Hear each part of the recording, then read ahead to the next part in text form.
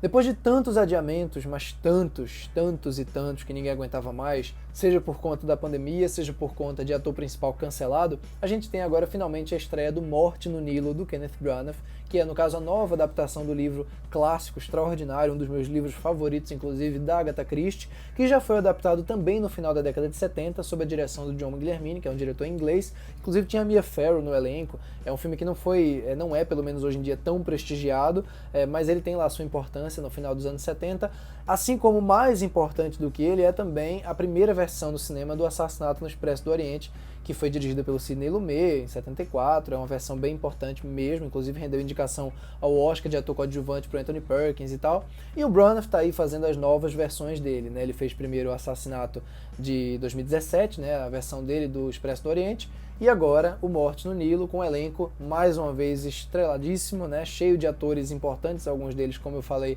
que a gente prefere não falar o nome, alguns eu vou falar aqui porque ator e arte são duas coisas diferentes, artista e arte são coisas diferentes, mas que, enfim, independente de qualquer coisa, acabou prejudicando bastante o lançamento e a divulgação do filme, tanto é que ficaram escondendo o tempo inteiro a cara dele dos trailers e dos posters, etc, né? Claro que eu vou entrar em mais detalhes sobre a trama e sobre o que eu achei do filme, mas antes de tudo, claro, eu vou lembrar você que, se por acaso ainda não fez isso, não se esqueça de se inscrever aqui embaixo no canal, deixe o sininho das notificações também muito bem ativado para você receber as notificações quando a gente postar vídeos novos aqui, e claro, curta o vídeo porque isso ajuda muito o canal a crescer e o YouTube a recomendar o vídeo para outras pessoas. E você pode inclusive me acompanhar em outros comentários, seja no Letterboxd, na minha conta em que eu posto vários comentários durante a semana, seja também na minha conta do Twitter, que é sempre muito movimentada também para falar de cinema principalmente. Eu lembro de ter visto a versão de 2017 do Assassinato no Expresso do Oriente, ter curtido o filme, de ter me divertido minimamente com a história e principalmente de ter sido uma experiência bem agradável, levando em conta que eu já tinha lido o livro, já conhecia o resultado do mistério, e a coisa acaba funcionando então muito mais como uma ironia, né? Você assistir aquilo ali já sabendo tudo o que vai acontecer, é diferente de você assistir com aquele fator surpresa e aquele engajamento, aquela tensão que às vezes impede você de prestar atenção a certos detalhes. São duas experiências diferentes, as duas são válidas, mas no meu caso, tanto com o Assassinato quanto agora no Morte no Nilo, são experiências realmente de ironia dramática, não são experiências de surpresa, considerando que eu li ambos os livros, assisti as versões. No caso do Morte no Nilo, particularmente, o livro é muito impactante, me prendeu e me instigou muito mais do que o livro do Assassinato no Expresso do Oriente. E olhando em retrospecto para a versão de 17, tendo visto agora esse novo filme, eu acho que tudo ganha um aspecto ainda mais brando, quer dizer, tudo que poderia ter o mínimo de tensão, que poderia ter suspense, que poderia ter intensidade, na verdade acaba se diluindo numa experiência de observação que tem sim seu fator de entretenimento, mas que rapidamente se desgasta, principalmente após a sessão acabar, as luzes acenderem e você abrir o celular para olhar qualquer outra coisa.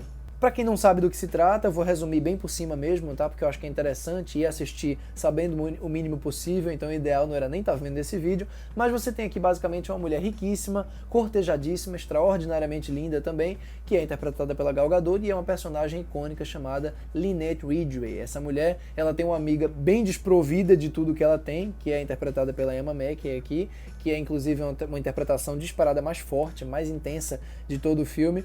E essa mulher, ela apesar de não ter absolutamente nada que a amiga dela tem, né, de um ponto de vista de riqueza, beleza, etc., ela tem um cara que ela tá absolutamente apaixonada. Ele se chama Simon Doyle, no caso, que é interpretado pelo Armie Hammer. Vou falar um pouco mais sobre isso adiante. E aí o que acontece é que esse trio aí, esse triângulo amoroso acaba se desfazendo, se quebrando, e o Simon Doyle acaba se apaixonando pela riquíssima, cortejadíssima e lindíssima Lynette Ridgway. Claro que a treta a partir daí está estabelecida e o nosso querido detetive Hercule Poirot, interpretado aqui pelo Kenneth Branagh, mais uma vez, vai lá investigar o caso de um assassinato, que eu não vou dizer de quem é, logicamente, no meio do Nilo, né, que é para onde os personagens principais viajam a partir de um certo ponto, e vários personagens agregados, familiares, conhecidos, vão estar nessa viagem também, né, desse casal aí principal e dessa terceira personagem, que se torna a terceira, no caso, por ter sido rejeitada.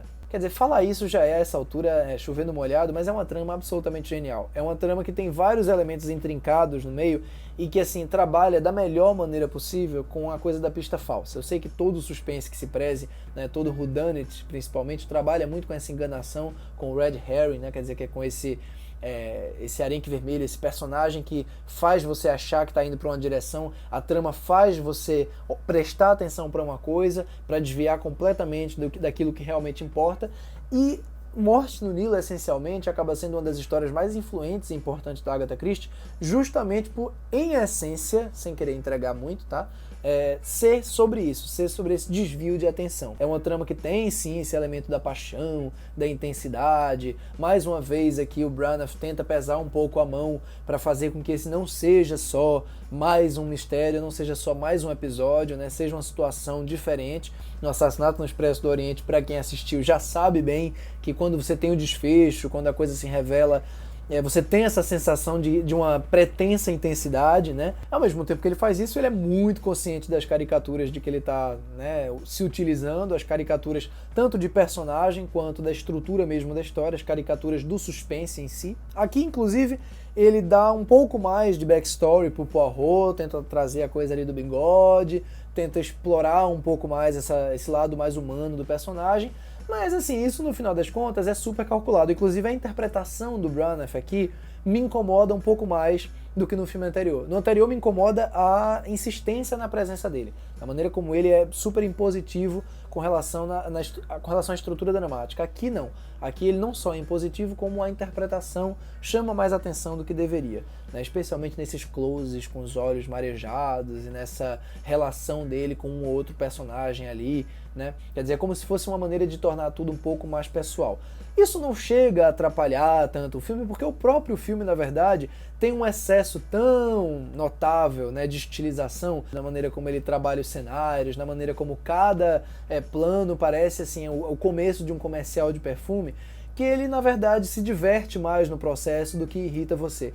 O Branagh filma muito melhor, na minha opinião, esse tipo de coisa, esse tipo de estilização mais vazia, mais datada até, do que aquela coisa que é o Belfast. Quer dizer, aquela tentativa completamente desastrosa de criar qualquer tipo de sentimento mais real, mais nostálgico, mais romântico em relação ao passado e mais puro, por assim dizer. Ali ele definitivamente não consegue isso. Aqui, quando ele está trabalhando com esse monte de atores que estão desfilando em cena, tanto os coadjuvantes, a Annette Bening, por exemplo, a Letitia Wright, né? Todo mundo tá meio assim, eu tô aqui para fazer essa ceninha, eu tô aqui para fazer essa outra, ninguém tá realmente atuando, tá todo mundo numa peça junto com o Branagh. Agora, o Armie Hammer, e juro por Deus, como não tem nada a ver com nada dele, eu realmente sei separar as coisas, eu não tenho essa coisa de ficar olhando pro ator já com ranço de maneira nenhuma, até porque eu gostava muito do Armie Hammer, gostava muito mesmo do trabalho dele.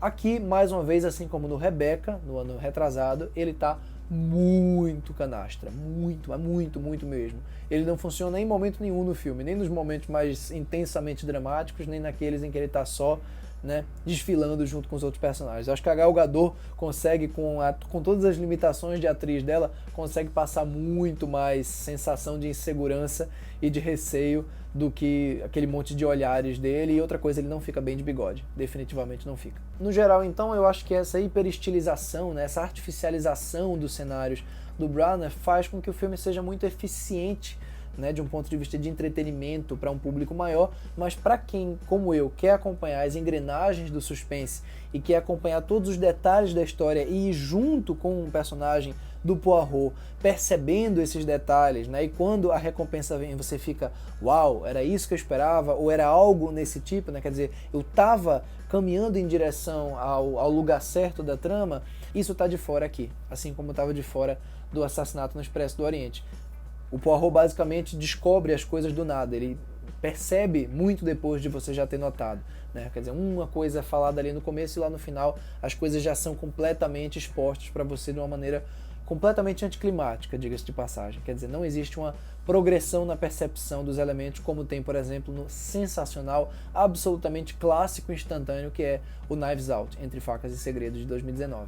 Se o Branagh for então continuar a fazer essas adaptações de Agatha Christie, eu espero que ele continue sim como Poirot, porque eu gosto dele como Poirot, mas que ele desencane de vez dessa intensidade que ele até aqui pelo menos não conseguiu atingir, ou se ele de fato quiser abraçar isso, que ele faça de maneira um pouquinho mais verdadeira e trabalhando melhor com esses elementos da engrenagem do suspense, que é o que tanto importa nessas histórias tão poderosas da Agatha Christie. Na minha cotação, então, Morte no Nilo fica com 2,5 estrelas. E é isso, pessoal. Espero que vocês tenham curtido essa crítica. Se você que está assistindo agora realmente curtiu, mais uma vez, curta o vídeo, assine o canal e deixe o sininho das notificações ativado. E, claro, comente aí embaixo o que é que você achou do Morte no Nilo, a nova adaptação do Kenneth Branagh do livro da Agatha Christie. Um grande abraço e até a próxima. Tchau, tchau.